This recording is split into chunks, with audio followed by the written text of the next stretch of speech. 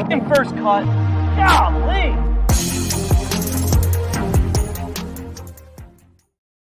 Welcome to the First Cup Podcast. I'm Rick Gehman, and this is your round 3 recap for this week's CJ CUP Byron Nelson. Joining me to break it all down, it's Greg DuCharme. Hey, Greg.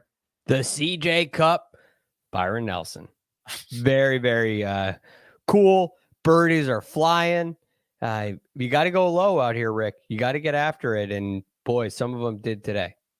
A lot of them did today. 2.5 strokes under par was the scoring average. That is the best of the week thus far. So there were many making moves on moving day. Greg, we always like to say and tip our cap to the guy who shoots the round of the day. We also like, and will obviously tip our cap to the guy who is in the lead. Well, both of those are the same guy. So I'm going to hold off on that and go to the second best round of the day. That's the pair of 64s. One of them turned in by Sung Kang, who has played just 3 events this year, missed the cut in all 3 of those, but he went out in 31, Greg. He gave one back on number 12. He birdied 13. He eagled 14. So he shot a 7 under 64 while not birdieing the easiest hole, 18, and also making a bogey. Yes. Look, this was a good round of golf by Sung Kang, and it was absolutely the recipe. He hit a lot of high-quality iron shots in there, which is key, but he wasn't necessarily stuffing it in there close. But he took advantage of the par 5s, except for 18, the 2 on the front 9, and he made some 15 to 20 footers. But the good news for Sung Kang was he gave himself a ton of those. He was 7th in strokes gained approach for the day. And when you add in a nice hole out eagle from left of the green at 14, that goes a long way towards 64. Yeah, certainly does go a long way. The other 64 was Kevin Tway. Now he got busy late in his round. He birdied 4 of his final 5 holes, and we are starting to see a little bit of a resurgence out of Kevin Tway. A resurgence might be a strong word. We are seeing a pulse from Kevin Tway, who finished 3rd in Punta Cana, 11th at the Zurich Classic, and now entering Sunday, he's in a tie for 7th. Yeah, 11th at the Zurich Classic with Kelly Kraft, who is just ahead of him on the leaderboard. So very interesting to see some of the guys who played well in the team event playing well here as well. Kevin Tway got it going on the greens a little bit today. He got hot and he finished strong, obviously, with 3 birdies on the last 3 holes. What's so impressive about him and why you kind of expect that he would do more than he does on the PGA Tour is what he can do off the tee. Yeah, he was 3rd in strokes gained off the tee today. Absolutely pounding it out there, which was fun to watch. So great to see Kevin Tway back in action, making some birdies, going out there and firing 64.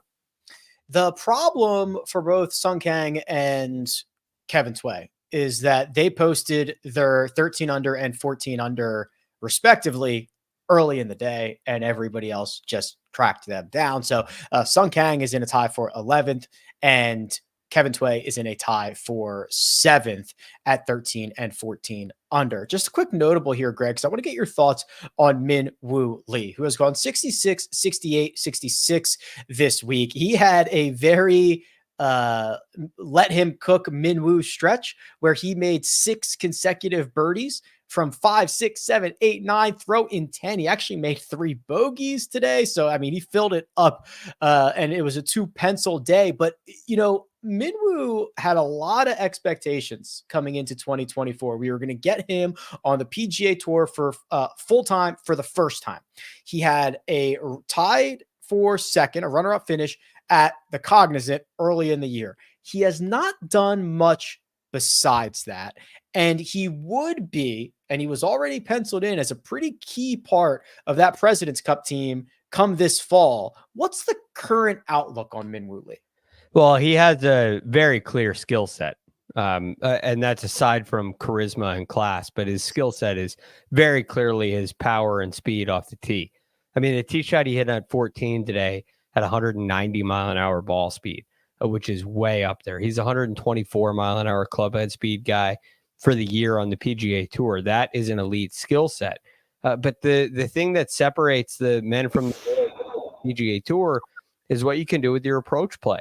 And for Woo Lee, that is not a strength at this point. It's an area of weakness for him. And even in this round where, he makes 6 birdies in a row, he still loses strokes approaching the green. So that's something that he'll have to clean up going forward to be the star we want him to be, because he's so fun to watch, has so much charisma, and is a great asset to the PGA Tour. But in order for him to contend on more leaderboards, that area of his game has to improve. I'm going to let you define this any way that you want. Who is closer to being a star, Woo Lee or Stephan Jaeger? Probably Woo Lee. Although I think Stephan Jaeger is a much better player, which is kind of funny. I think when you talk about stars, there's more to it than just the performance on the golf course. Of course, you have to contend. You have to be in the mix with a degree of regularity. But you also have to garner a little bit of attention. Scotty Scheffler is a star because of what he does on the golf course, but it's just too hard to ignore. If he was playing the way Patrick Cantlay and Xander Schauffele play, very, very good performances, but not winning everything he plays in, well, then the stardom would decrease significantly. I mean, you can be a top 5 player in the world and not be a star. And I think Woo Lee has more of the things where he could be the 30th ranked player in the world, win a couple times, and be a star.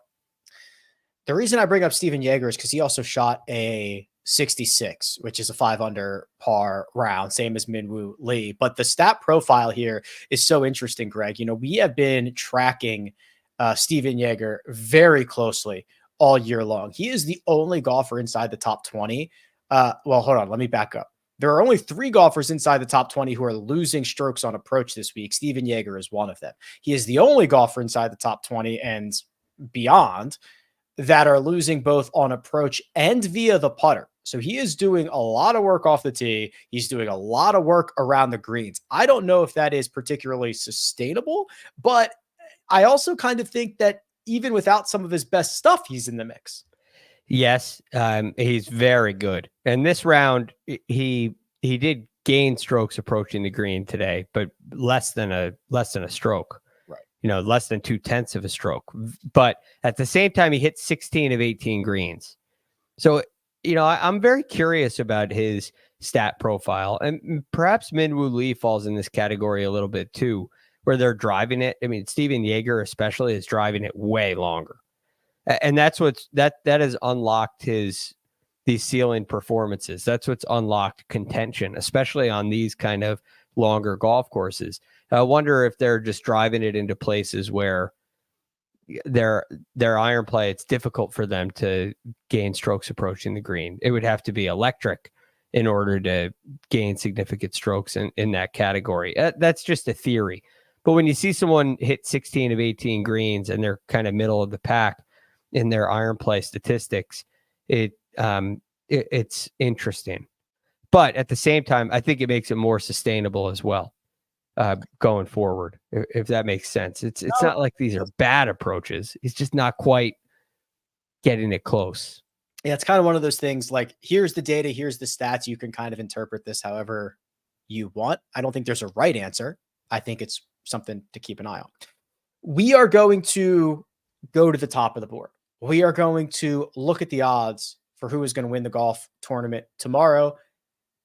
But first, we're going to take a quick break and hear a word from our partners. At CBS Sports Golazo Network, we're bringing you the game. Madness of Messi arrives! Breaking down the game. This is unlike anything else in the world. And changing the game. Get it all for nil. That means free. Wow. And all day long! 24/7. And we're back, Greg. Let's just jump to the top 5 in the betting board. They're also all tied for 5th or better. Alex Noren made noise at the beginning of his round. He made the turn in 3 under. He added 3 more by the time he got to 14. And then this round fizzled out a little bit. 16, 17, and 18. He played at 1 over. Didn't birdie 17, which was the shortest it's been all week. Did not birdie 18, which is a hole that was the easiest on the course. So by him playing the final 3 holes at 1 over, he basically gave a shot and a half back to the field on those 3 holes alone. Yeah, and that was disappointing. He misses to the left of the green at 16, has a chip across the green that, it's a long chip, but it's all green to work with. And I wonder if he just played the wrong shot there. Could have probably played something a little bit lower, running along the ground a little more. The chip came up short, checked up a little bit more than he wanted, and he made bogey. And then at 18, he missed the green left in 2 and tried to hit a pretty cool flop shot that just, he cut the legs right out from underneath it, doesn't get it on the green, and has to settle for par. And he had a look at 17, maybe a little longer, a little more to the right than he would hope, but all in all, it was a pretty good round of golf from Alex Noren. It's been a great tournament. His performance coming in has been spectacular. It's just been really solid in all areas of the game, including the putting, which is really nice. It's unlikely that he wins, but it's also unlikely that he drops significantly tomorrow. So I think we are going to add another really good finish for Alex Noren to his stat sheet this week. There are 2 golfers tied at T3. That's 17 under par. Let's start with Matt Wallace. He is somebody who has been in the mix throughout the course of the week because he opened up with a 63 on Thursday. And while he gave one back at 16 today, Greg, he rallied with birdies on both 17 and 18. He is going to be 2 shots back. He's been around forever. He won in Punta Cana last year, and now we're trying to get him another victory here on Sunday. Yeah, this is a great little recipe. If you look at this scorecard, you take advantage of the 3 par 5s. You'd love to get 6 as well, but he gets 14 as well. So you got 4 kind of a drivable par 4 and the 3 par 5s. You make birdies on those, you're in business. Bogey at 16 is disappointing. That was he was just off the green, but a 3 putt from him there, and he was very disappointed. And then you get a wedge in your hand at 17 and you knock it in there close and roll in the putt. I think Matt Wallace is putting really well, even though it felt today like it was pretty cold. Like he couldn't really get anything to fall except for the really easy holes. But I think he's rolling it really nice. So I would not be surprised if he made a little run tomorrow. It seems like that is in the tank because he's giving himself looks. But Rick, you have an interesting thing on him on weaker fields. You've said before he feasts on weaker fields. That's right. Yeah, he has been interesting. I don't remember the exact stat, but it was something where if I can sort through my own brain, I was probably looking at fields that are weaker than the average field. And like basically all of his best results are like Punta Cana, Puerto Rico, these weaker, whether they're alternate fields or just weaker fields, he tends to really show up there, which, yeah, I don't know. I think is that a mindset thing, Greg, where you say, hey, not that he doesn't think he can win every single week, but I think a lot of these guys think they might not be able to. If he gets into a field like this, he's licking his chops. Yeah. I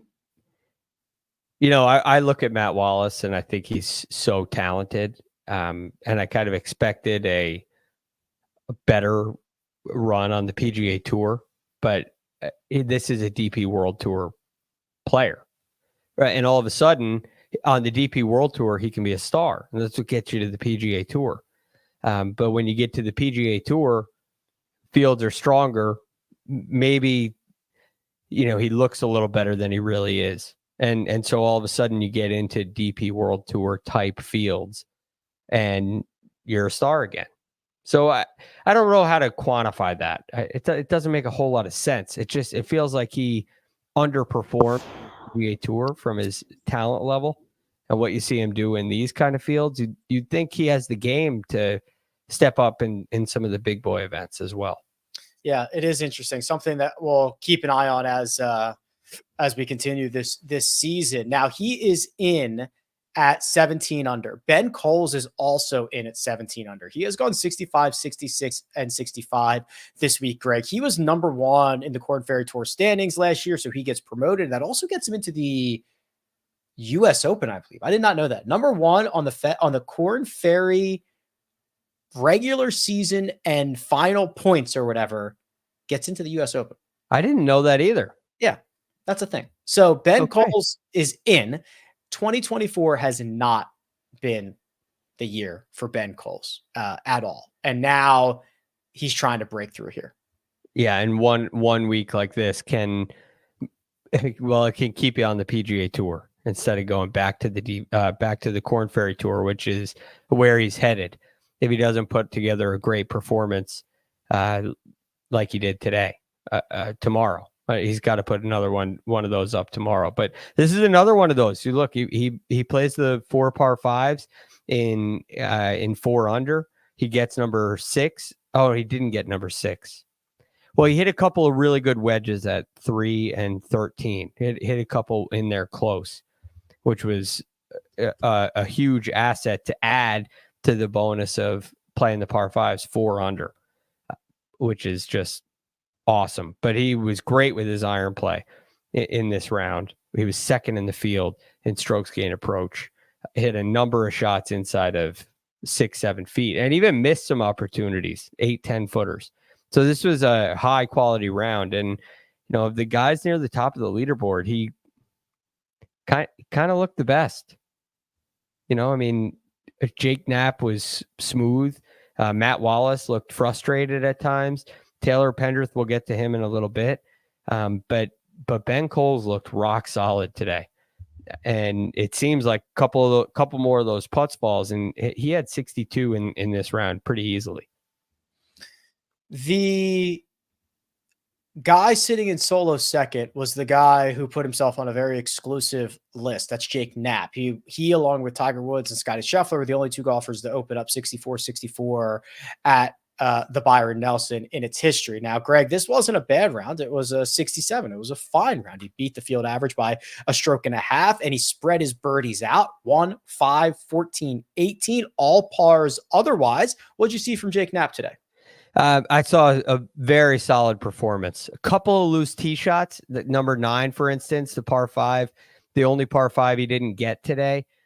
He had to basically chip out on his second shot. Even 18, he had to chip out. So there were some loose tee shots, which is quite frankly, that's probably why Jake Knapp hasn't performed at the level we saw in Mexico or at the Farmers or the Cognizant Classic, but a little inaccuracy off the tee. I do think this course allows for a little bit of that, but sometimes it got him today. But he was really solid with his iron play. He gave himself a ton of good opportunities, and it just felt like the putter, which has been very, very good this week, was cold. It just felt like he couldn't get anything to drop, couldn't garner any momentum, but he made some really nice par saves. I mean, even on like 9, he gives himself a good opportunity for birdie after a bad tee shot. 12, he has to lay up, which is a par 4, and he gets that up and down for par, which was huge. And then he gets up and down for birdie at 18, which puts him in, I think they're going in 2s tomorrow. If that's the case, it puts him in the final group. So it was I thought, a rolled putter. The man they will all be chasing. The man who shot the round of the day, an 8 under 63. The man who made not 1, but 2 eagles. And oh, by the way, they were on consecutive holes, is Taylor Pendrith. Taylor Pendrith opened with a birdie on number 2, an eagle chip in on 5. I would call the eagle on 6 more of a hole out. That was from 41 yards. He birdies 9, and all of a sudden he makes the turn in 30. 2 more birdies on his second 9. And Greg, now Taylor Pendrith, who has battled a shoulder injury this year, a rib injury in the past, just the inability to stay healthy, can really put a stamp on his career, not only any year, but a year that will end with a President's Cup in his home country. Yeah, it's kind of disappointing because this is a player when he is healthy, Rick. On our Monday show, our DFS show, we are all over this guy because he's so talented and he absolutely smashes it off the tee. He stripes it. So that was really fun to watch today. Lost a couple to the right, but all in all, it was show off the tee. And I think Rick, he's still dealing with this shoulder issue. I think he is too. It's not fixed yet, but here he is putting himself in position. And look, the bonuses are 5 and 6. Those hole outs are huge bonuses, and they really spurred this round on. Other than that, it was pretty simple. It was a nice wedge into number 2, easy birdie at 9, and then hit it close at 12, and rolled in a beautiful putt at 13, which really they had a great worm cam of this, and you could see how quickly that ball started rolling. It's something Taylor Pendrith's been doing, and that's kind of scary heading into tomorrow because he put the ball on the green, and you leave yourself on this golf course a lot of putts in that 15 to 25 foot range, and you have to make a couple of those to spur on these low rounds. And I think what he has going on with his putting stroke certainly allows for that. You know what would help with a shoulder injury? No. $1.7 million. Oh, yeah. I guess there's a lot you could do. Maybe get a cold plunge for the house. That would take a little pain away for at least a little bit, I think. Yeah, I think so too. Pay for treatment.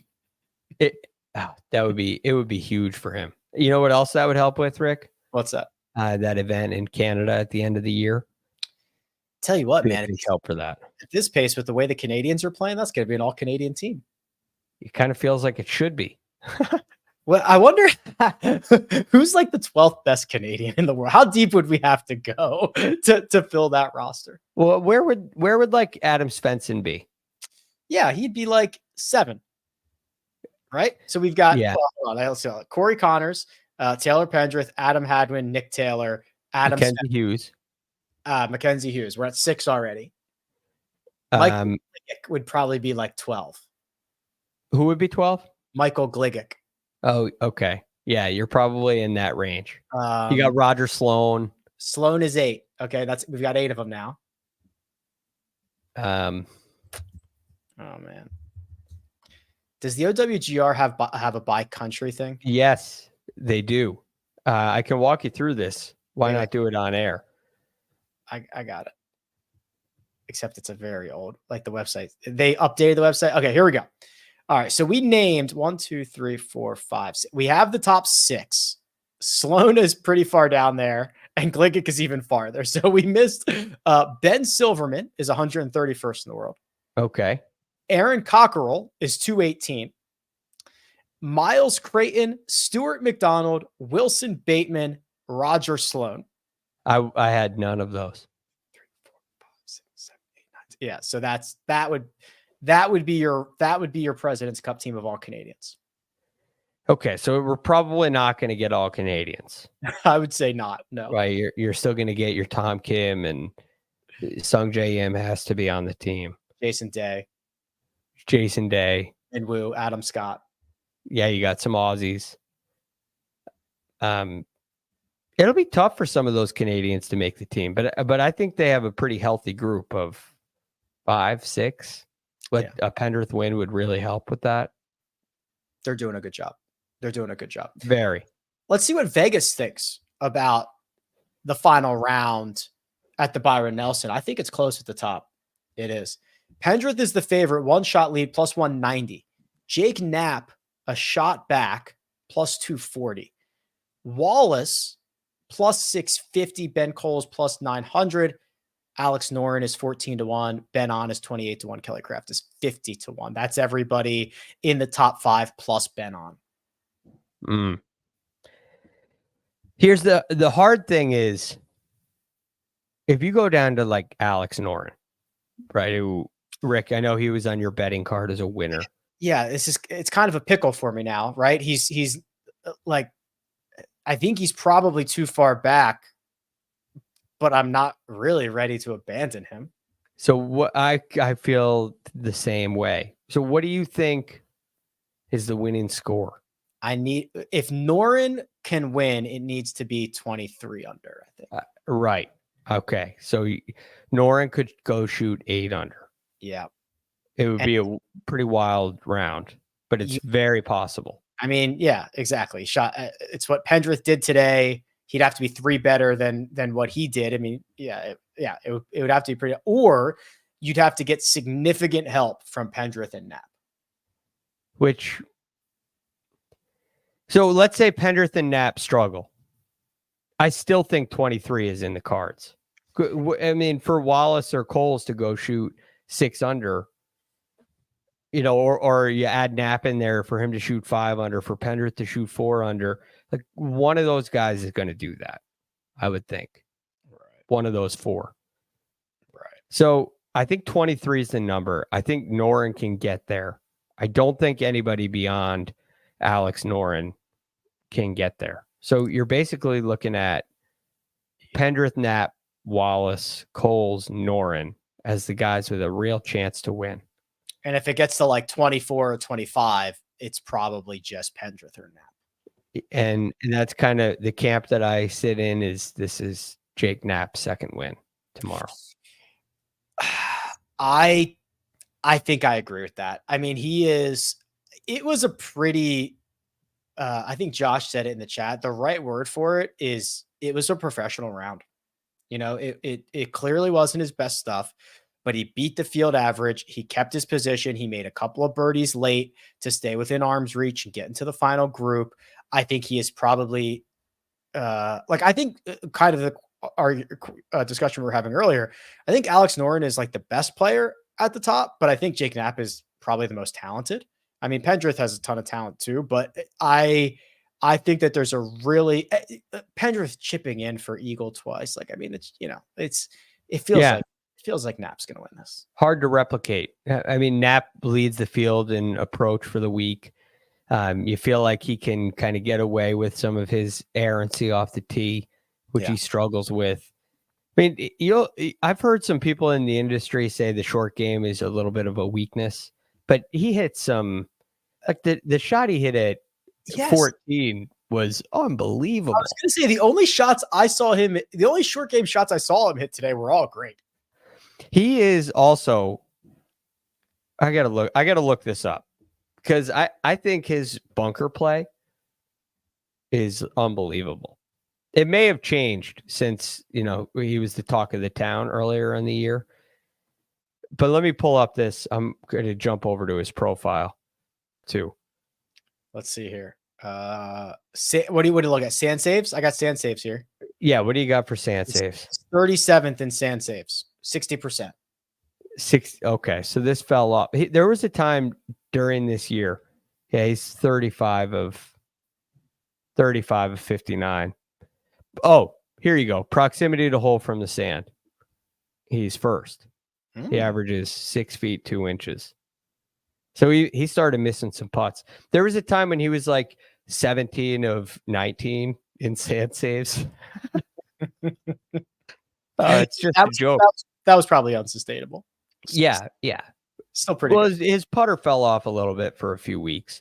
So that's understandable. But the point being, Rick, I really think he has a fairly complete game.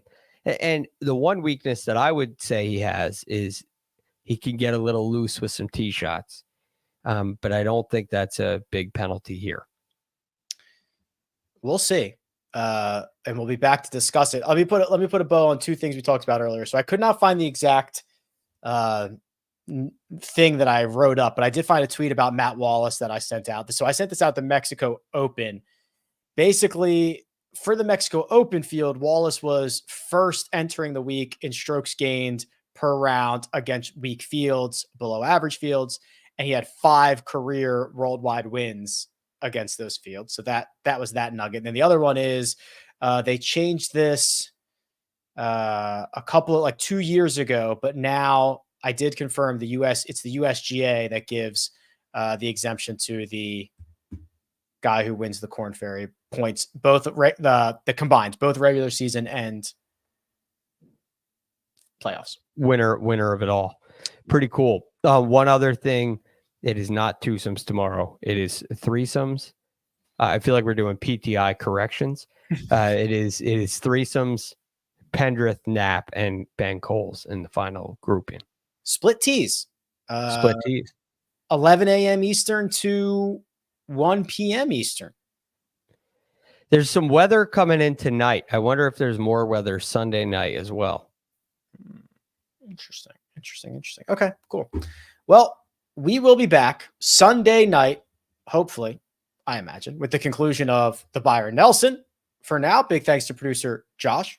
Does all the hard work behind the scenes. That right there. It's Greg DuCharme. You can find him on Twitter at TheRealGFD, and you can find me at Rick Run Good. This has been The First Cut. We'll catch you next time.